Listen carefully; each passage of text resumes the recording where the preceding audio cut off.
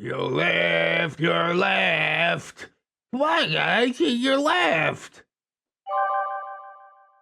The Ballad of Squirrelbeard, Part 7, Private Squirrelbeard. Who here is surprised that he didn't advance in rank at all? I'm not. Part 7, 2 more parts to go. Count it down! I haven't already finished Part 8, which is the finale, and I'll post that tomorrow. And actually, there's been a Part 9 posted and a Part 8.5, so we're probably a couple more Squirrelbeard videos out. But yes, as always, welcome back to Emerald Aussie. Thanks for the comments and the love. It's been amazing. This part has a bit of a time jump in it, just because I didn't talk to Squirrelbeard for a couple of years. Shame that streak had to end, honestly. Edit, thank you to Moonhorse and ReddX for reading my tale. Moonhorse, you did a great take here. ReddX, the worst of the heaviness is over now. Not that this part isn't heavy, but nowhere near the level of the last part. Hey, cool. Instead of pulling your fingernails out, we're just gonna stick metal toothpicks underneath them. Yeah, I guess that's better, sort of. Anyways, on a side note, Wee1 has been talking about wanting to share her perspective on her experience with Ultrabeard. If there's any interest, oh, that's gonna be a feels fest. I don't know. I told her I was okay with it if it would be cathartic for her, and if I can read it before she narrates it with the masses. What do y'all think? I am deeply hesitant, especially with the things that are going on the channel right now. I mean, it's happening all across YouTube, but that's not for this video. If that story happened, if it happened, it would be for Patreon patrons, YouTube channel members only. Anyway, we got links to Moonhorse and ReddX's reading and links to the previous 6 parts. And we will get into our cast list. We've got OP in her mid/late 20s at this point, living in Capital City, still with mom and dad, although now it's due to physical health issues. My mental health was much better by this time. Still besties with Beetle, and loving auntie to Wee1. Of course, Squirrelbeard, you know that guy, although you wish you didn't. At this point, he was in his late 20s and had enlisted in the army. They really will take anyone. This should have been the last that I heard of him. It was not. Beetle, my best friend, dad of Wee1, trying to build a stable home life while still enjoying his 20s and dating every boy, girl, and, well, person that he's attracted to, because Beetle is pan. Oh, now it kind of makes sense in the Beard School saga why people are like, is Beetle gay? I guess I missed out on this crucial piece of information. Anyways, there's also Wee1, who's Beetle's daughter, and a little girl throughout this tale. I did all I could to make sure that she never wanted for anything, even if Beetle was struggling. I sent her clothes, Christmas gifts, and anything else Beetle said she needed. I would eventually become her mom, but that happened much later on. It's good to be a helper, you know? Help the helpers, that's what I say. All right, game on! So, after Squirrelbeard went to the army, I didn't see too much of him. All right, I didn't see him at all.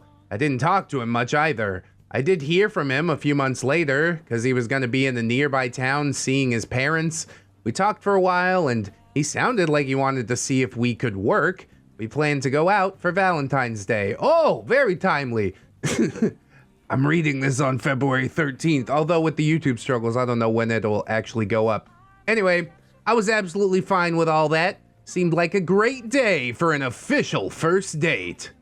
Oh, P. Expectation is the mother of disappointment. I'm gonna tell you that right now. I got ready, and I waited for Squirrelbeard to arrive. At 6, he wasn't there. That's when he was supposed to pick me up, so I texted him. No reply. Does this feel familiar to anyone else? On Valentine's Day, though? God, shameless. Yeah, you guessed it. He never showed up. At 8, I finally got a text that he wasn't gonna make it. Okay, then. I went and put on my PJs, washed my makeup off, and cried. I mean, at this point, you've clearly realized that he's not worth crying over, but yeah, I wish past self realized this. What was the excuse? He didn't even give you an excuse? My dad passed away or something? See, the funny part about that is implying he has a father figure. That's like most of the problem here, is it not? Alright, so that was the last that I heard from Squirrelbeard for a couple of years. So fast forward, I'm now 28, and 28 was an eventful year. For starters, Beetle and I were on the outs, which I guess means they're having a disagreement of some sort. I had to Google search what that meant. He had taken to spending time with a group of hippie activist protesters, and homeschooling / unschooling, we won. I didn't agree with this, but I didn't have much of a say, obviously. I also did not like when he told me that he would call at a certain time and I would never hear from him because he was with those damned hippies. We learned this in a Ramstein saga, okay? Never trust the hippie. So during this time, Beetle and I drifted further and further apart. As for Squirrelbeard, well, he texted me one day and told me he was no longer in the army. He had gotten out and was living in Southville, about 2 hours from Capital City. He wanted me to go see him, so I did. I thought perhaps we would have a second chance to see our love story through. Gag. Well, this is not the second chance. I can't count all the chances, but it's far too many chances. Notice how he didn't pay any attention to you at all while he was in the army. Now he's back and close and wants to feed his ego, so he invites you over. Can you not see? Why can you not see? Well, OP saw eventually, I guess. Hindsight's 2020. Anyways, we made weekend plans, and I went to see Squirrelbeard. I told him that after him standing me up on Valentine's Day, that it would be a platonic visit. I wanted to go slow and just be friends because he had really hurt me, and he agreed. You see where this is going, don't you? Because OP did not. These are just the hardest cringe days. I don't know. Some days I just want to pack it in. So I went to his apartment, which was decorated in My Little Pony, wall to wall. He had become a devout, full-on, unapologetic brony. I mean, we all make choices. We caught up on life. I filled him in on my life and vented a bit about Beetle. Hippies was his only reply. As he started telling me about his time in the army. He had been a linguist and had mostly been in Southville. He hadn't been stationed far away, except for when he and his wife had been stationed in... Wait, what? Wife? I asked. Oh yeah, I got married. It didn't last long. She cheated on me with another officer, and it was a messy divorce. She refuses to go back to her maiden name. Like I want that heifer keeping my last name, he said. I mean, you were quick enough to give it away, apparently. Wait, come again? You were married? OP asks. Yeah, Squirrelbeard says. I blinked. You never mentioned that. I thought I had. Oh, well, yeah, I was. Bit of a bombshell. She took half my anime box sets. Squirrelbeard lamented. She probably just did it to hurt him, and I don't blame her. I really didn't know what else to say at this point. Something else that he had failed to tell me. Wow. Okay, so... My Little Pony? I asked. Gesturing around the room. Dude, this is such deep cringe. I love these human interactions that are just so awkward. Squirrelbeard nods. I love MLP. It's such a great show about friendship. My favorite pony is Pinkie Pie. I even have a pink computer that I built. Whoo, boy. You have a pink computer? I asked. Yeah, it's my favorite color, Squirrelbeard said. Nothing wrong with that inherently, I guess. I have a pink guitar.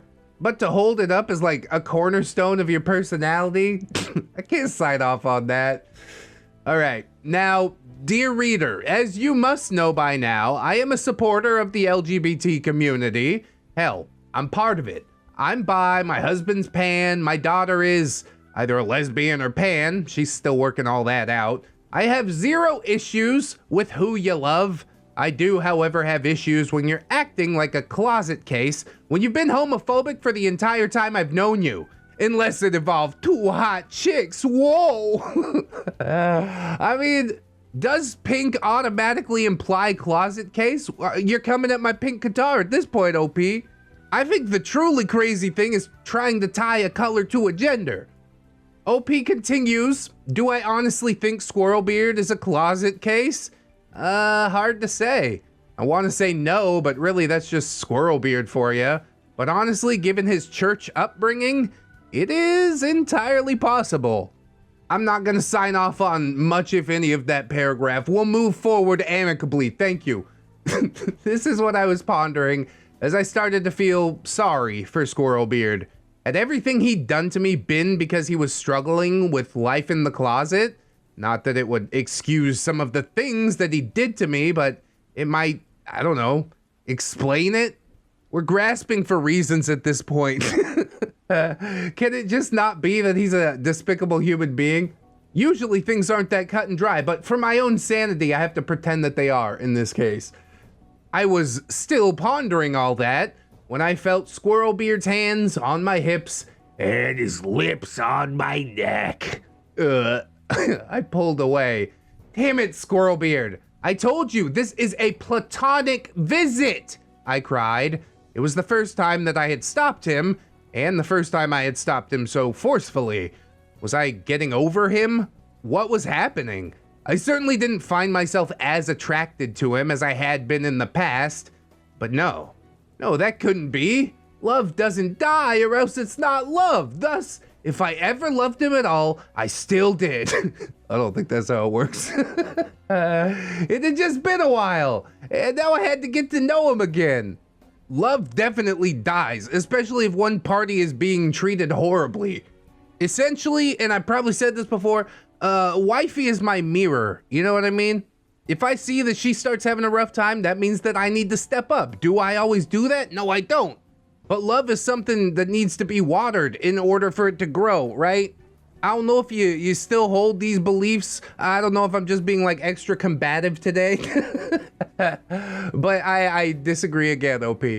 I'm sorry for the tangents, everybody. My goat is getting got right now. Squirrelbeard says, come on, you know you want it. See, this is why I was delaying the inevitable. Squirrelbeard whispered in my ear as he pulled me back against him. No, I truly don't, I said, trying to pull away. You always do, he said. This went back and forth for a couple of minutes until I just finally got tired of it and gave in. Ugh, crushes my soul. This is so frustrating. Just when I think I'm out, they pull me back in. We undressed and got in bed, and then he went in his closet and came out with a bunch of bondage gear, including a collar and a leash. Dude, if you're so desperate to control something, why not start with your own life? Alright, pause. Not to get too deep into my proclivities, because there are elements of this that I enjoy, although only with my husband, but I've never been into a leash and collar thing. It doesn't really get me going to be chained up like a dog. No, just no. I refused to put it on, and Squirrelbeard begged. Jesus, dude, this is probably too heavy for me today.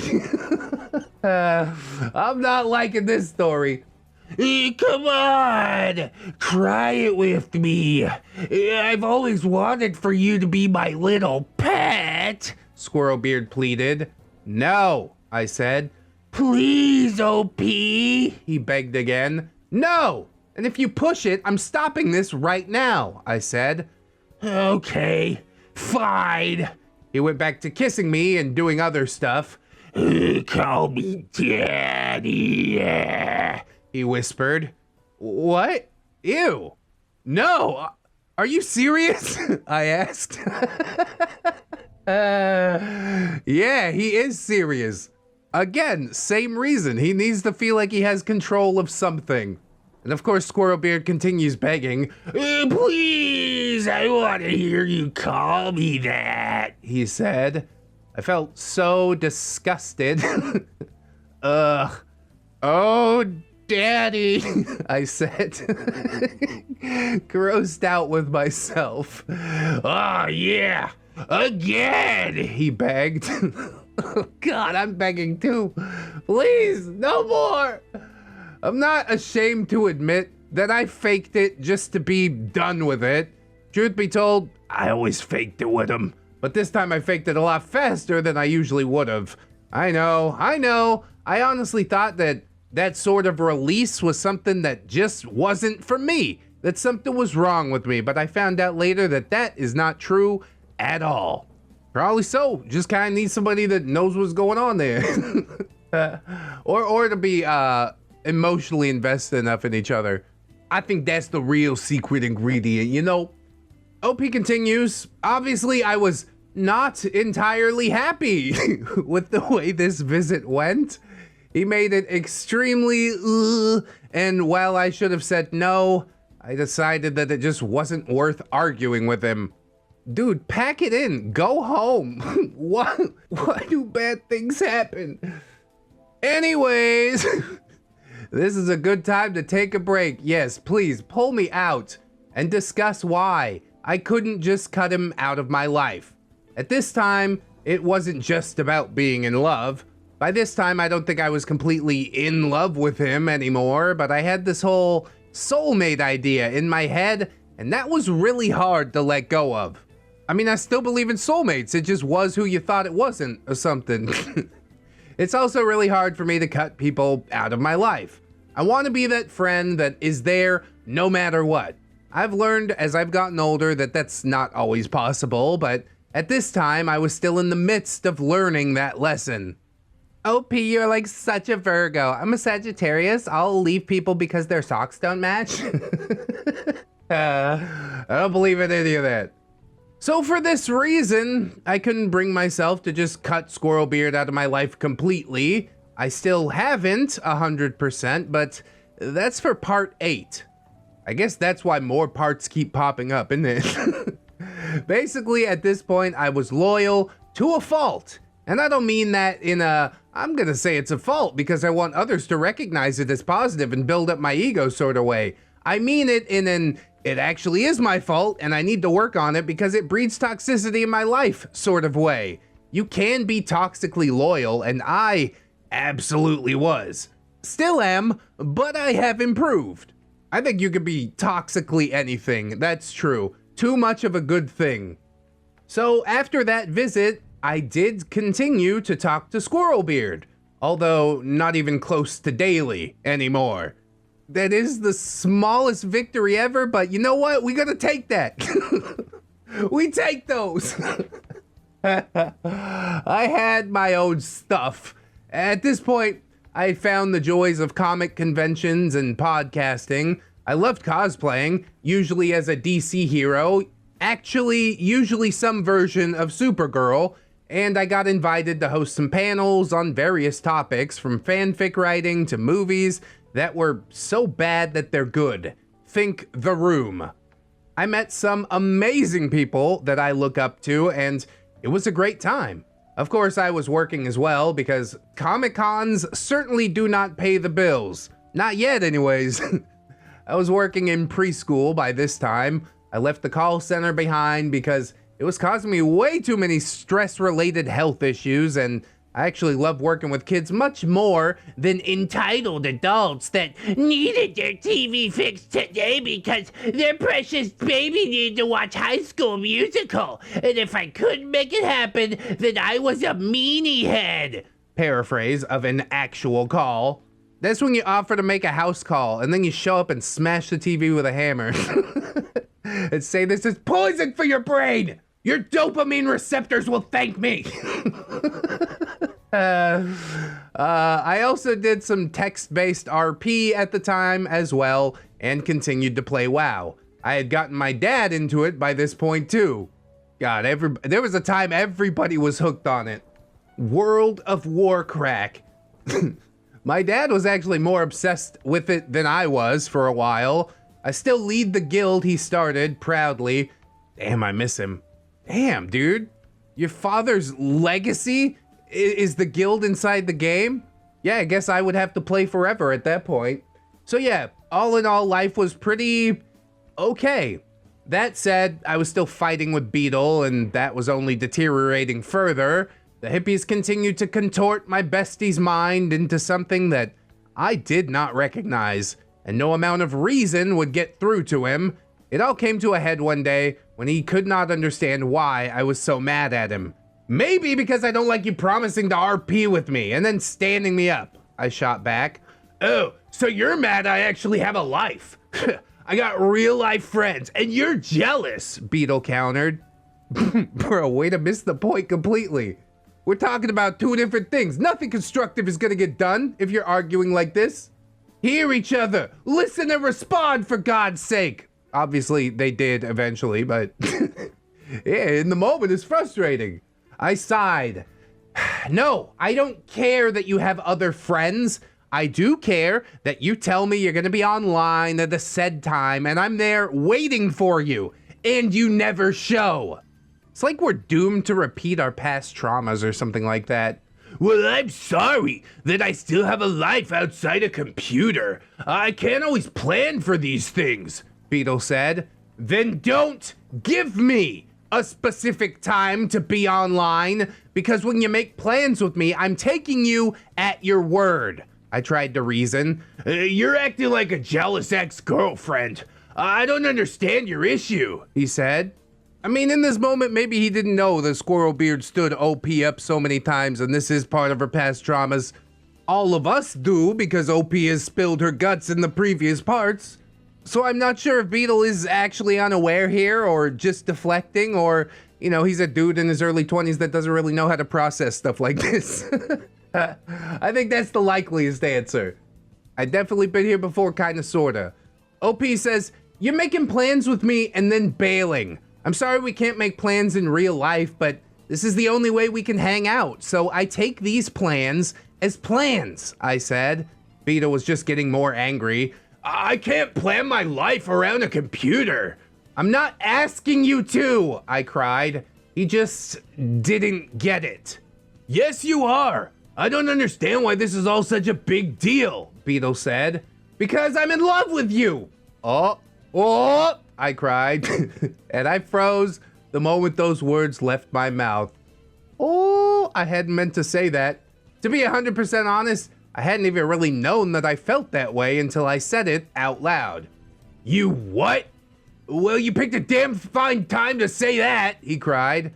I'm sorry. That's just how I feel. I just guess I want a life with you and we could raise wee one together and you should just come here, I said. I was stammering and grasping at words at this point. That is never going to happen, Beetle said. Damn. Shut down. I started crying. I had these feelings I just realized that I had, and this was a hell of a time to realize it. I get that. I can't do this anymore. OP hung up, and that was the last time that I talked to Beetle for another year. Oh, all this will they, won't they? Come on, guys. Come on already. OP says, I thought for sure this would be the end of our friendship. It is the closest that we ever came to ending our friendship. That's for sure. I was super depressed when I lost Beetle. Mom actually got worried about me because I was so depressed. I made a playlist of sad songs and I'd lay in my room listening to those songs and crying. One of those songs was Shoulda Known Better by Richard Marx.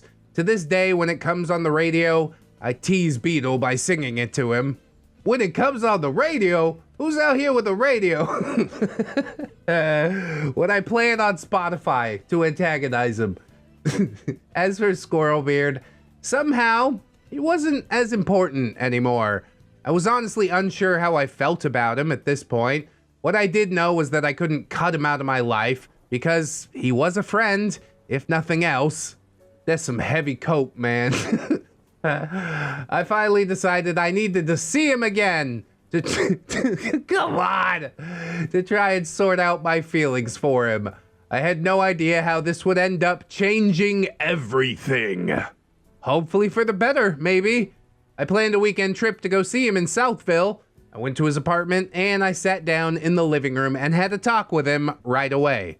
Squirrelbeard, this is a completely platonic visit.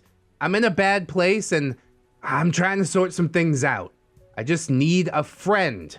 We've been friends for a long time and that is what I need right now. A friend. So, can you be that for me? Could you do that for me? Could you? I asked. So we're not gonna do it? He asked. I sighed. No, I'm just not in a place for that right now. Please, I truly just need a friend. Squirrelbeard nodded. I could be that. Thank you, I said. And this time, he seemed to be true to his word. We went and hung out at a game shop, ate a meal. It was really normal friend stuff.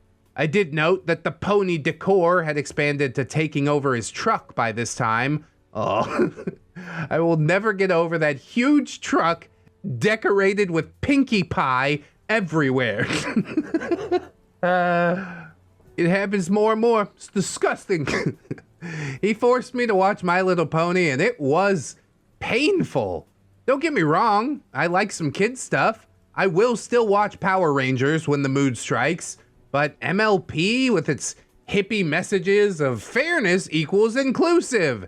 Is everything wrong with the world today? But that is yet another story. I mean, it would be nice if everything was fair and inclusive, but this is just really not the way the world functions. Simply denying reality does not disprove reality, all right? I'm sorry, not sorry. In either case, when it came time to go to bed, Squirrelbeard actually offered to take the sofa. I am not okay kicking you out of your bed, Squirrelbeard. I'll take the sofa, OP says. Hey, you're my guest. You take the bed, Squirrelbeard said. Look, I really am not comfortable with that. I don't mind the sofa at all, I said. We argued for a couple of minutes when I finally had a stupid idea. Oh no. Oh no! You are okay with being platonic friends, right? I asked.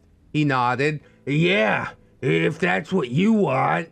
And it is. We're both adults. We're almost 30. We can share a bed. As friends, right? I asked. Oh, God. You're tearing me apart inside. I just can't anymore. I don't understand. It's only a 2-hour drive or whatever back. I'm just gonna go back home. My feelings are now sorted. We're just friends, and that's it. I'm dying inside. Yeah, sure, Squirrelbeard said. Yeah, sure. I nodded and went to change clothes. Do you feel history repeating itself yet? I do. It's driving me insane. It's Groundhog's Day with Squirrelbeard. I got in bed and he asked me if I was sure. If you're really sure that you want to keep it platonic. That should have been the first red flag right there. Get up and out. OP just says, yeah, I just want to sleep. I was exhausted and I started dozing quickly. Not sure how long I was out when I was woken up by pressure on my body. I opened my eyes and realized Squirrelbeard was on top of me, his hands under my shirt. I froze for a second because I'd been in a deep sleep and once again I was weighing if this was real. Once I determined that it was, I waited a few more seconds. No! Just to see how far he would go. No, enough with the testing and all this. I think we all know exactly how far it's gonna go to completion. I'm really dying inside right now, dude. When I felt his hand slide into my pajama bottoms, I quickly got my wits about me and wiggled out from under him. Okay, well, there's something we could hold on to. At least OP's gonna get a little confrontational. What are you doing? I asked. Hey, you're so beautiful. I want you to know that. he said as he pressed his lips to mine. Actually, I don't, I said, turning my head. I realized I was actually grossed out by him touching me at all at this point. Come on, he said. I'm sure he thought he could wear me down again because, well, he always had before. No, stop now, I cried as I pushed him off of me. OP, come on, Squirrelbeard whined. No, this is not platonic. I'm gonna go sleep on the sofa, I said. No, it's okay. I will, he said, leaving the room. Why not just go home? Why exist in the same space at all? We all know what it is already. Is he gonna come back? He's gonna try this again, isn't he? OP says, I didn't sleep much the rest of the night. Woke up every few minutes just to make sure I was still alone in the room. The next day I told him I cut my trip short and had to go home right away. There you go. We never spoke about that night again. And still haven't to this day. Maybe you should. Seems like one of those things that needs to be addressed, huh? For his sake and yours. All right. On the drive home, I finally realized that I was no longer in love with Squirrelbeard at all. After all he had done to me, after all he put me through, I was done. He killed that love. Hey, happy Valentine's Day, everybody. Don't forget to subscribe to ReddX. I did love Beetle, but that was all over. All that was left was to just move on. And so I did. I focused on moving on with my life. I went back to school to get my degree in education. I lived at home while I did this, but I still worked in childcare. I made some new friends, continued cosplaying and going to Comic-Cons. I started collecting more comic books and getting really into that. I didn't talk to either Beetle or Squirrelbeard for a very long time after this. But that, dear reader, is where I have to leave you for this installment. In the next and last installment, at least until 8.5 and 9, I'll tell you where Squirrelbeard and I are now and how Beetle and I finally ended up marrying. Until then, thank you for reading. It is really hard for me to get into the sort of mindset where you feel really just committed to somebody so hard. Like I've said many times before, I'm committed to my wife, 90% of my love, but you gotta save a little bit for yourself too. Just so you know, when that other person walks away, you won't crumble completely. But I guess OP did have to go through all this process, coming to grips with everything, withdrawing her love, so now she could finally start using it on herself, improving her life, and really that's what you need to do to have a fulfilling relationship. At least, in my estimation. I don't have the best advice all the time, but I'm out here. I'm trying, and that's the most that we could ask, I suppose. So thank you guys if you watched this far. That is the biggest MVP play. Don't forget to like, comment, subscribe, share the video with your friends if you want. There's probably better ones to share than this. It gets a little bit graphic, but it is what it is, Follow me on all the social medias and things I'm trying to post over there. TikTok, Discord, sometimes on the Twitter or the Facebook. We also got podcasts and stuff. Lastly, I'd like to thank my Patreon patrons, my beautiful, wonderful channel members, helping to keep me afloat. Quarter 1 really's rough, but we're going to make it together, friends. So thank you so much for your help. Keep yourself safe out there. Wash your hands. Join us again tomorrow. And always remember that you are loved, you are worthy, you definitely, definitely deserve it. And I shall see you in the next one, friends. So until then, bye-bye.